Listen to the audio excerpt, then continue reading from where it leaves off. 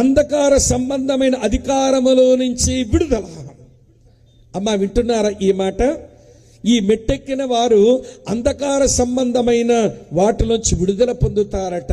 అంధకార సంబంధమైన వాటిలో చేతబడులున్నాయి, అంధకార సంబంధమైన వాటిలో చిల్లంగిలున్నాయి, అంధకార సంబంధమైన వాటిలో శకునం పెట్టడం ఉంది, అంధకార సంబంధమైన వాటిలో దిష్టి పెట్టడం ఉంది. ఇవన్నీ ఉంటూ ఉండొచ్చు. ఇవన్నీ ఉన్నాయని తెలిసే కదా నీ వ్యాన్ మీద వెనకాల రాసుకున్నావు, నరఘోష నీకొక నమస్కారం.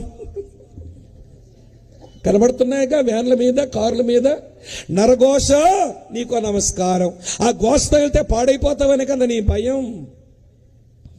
ఇలాగ బయటికి వెళ్ళారండి, వెళ్ళగానే అమ్మ వీటి పిల్లి ఎదురు వచ్చిందండి, వెనక్కి వచ్చేసావు. ఏ తప్పుడు శకునం. వింటున్నారా లేదా? వర్జం ఉన్న రోజు, అమావాస్య రోజు ఏదైనా కార్యక్రమం పెట్టుకోండి, దమ్ముంటే భయం ఏమైపోద్దో, కీడొచ్చేస్తుందనే భయం. ఇవన్నీ అంధకార సంబంధమైన అధికారములో ఉండేటువంటి నియమాలు. యేసు నమ్మిన వాడు అన్ని రోజులు మాకు మంచి రోజులే. మా దేవుడే మంచివాడు, ఆయన ఇచ్చిన ప్రతిరోజు మంచి రోజే. కానీ వీళ్ళ దగ్గర కూడా దౌర్భాగ్యం ఉంది. వీళ్ళు కూడా అమావాస్య అంటే భయపడుతున్నారు. వీళ్ళు ఏం క్రైస్తవులు అర్థం కాదు. అందుకే మా చర్చలో ఎక్కువ పెళ్ళిళ్ళు అమావాస్య రోజు పెట్టా. కోరుండి పెడతా అమావాస్య రోజు పెళ్ళిళ్ళు. మీకు మంచి విషయం చెప్పనా? అమావాస్య రోజు పెళ్లి చేసుకున్న బతుకులు పొన్నంలాగా ఉన్నాయి. పొన్నం అనుకొని మీ వద్దరుగా పోయినోడు ఎక్కడో పోయి పెళ్లి చేసుకున్న బతుకు అమావాస్యలు అవుతున్నాయి. అన్నా మా బతుకు అమావాస్య అంటున్నారు. దేవుని సేవకులు దేవుని మీద విశ్వాసం లేక వింటున్నారు ప్రియులారా, పాడు పనులు చేసి అంధకార సంబంధమైన అధికారం ఏలుబడి చేస్తుంది. ఇంకా విషయం చెప్పనా అండి, మాకు దిష్టి తగలదు.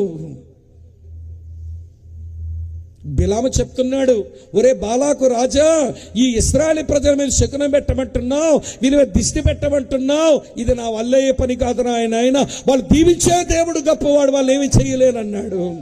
వాళ్ళు ఏమీ చేయలేము. ఇప్పుడు మిమ్మల్ని అడుగుతాను, దిష్టికి భయపడిపోయి, శకునానికి భయపడిపోయి, ముహూర్తాలకు భయపడిపోయి ఇవాడు బతుకుతుంటే నీవు అసలు వినండి విడుదలని మెట్టింకెక్కలేదు.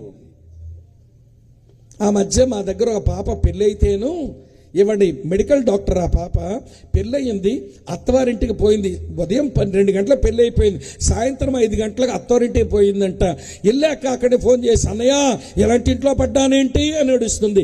ఏమమ్మా ఏమైంది, ఈరోజు కదా పెళ్ళయిందని నేను గాబరా పడితే, ఏం లేదన్నయ్య, నేను వెళ్ళగానే మా అత్తమ్మ నన్ను మా ఆయన్ని ఇంటి బయట ఉంచి ఓ 2 నిమ్మకాయలు, 3 ఎర్రమిరపకాయలు, 8 ఉప్పుగడ్డలు పట్టుకొని అంటుందంట. మళ్ళీ ఆవిడ సంఘంలో పెద్ద అక్కంట, మళ్ళీ మహాతల్లి.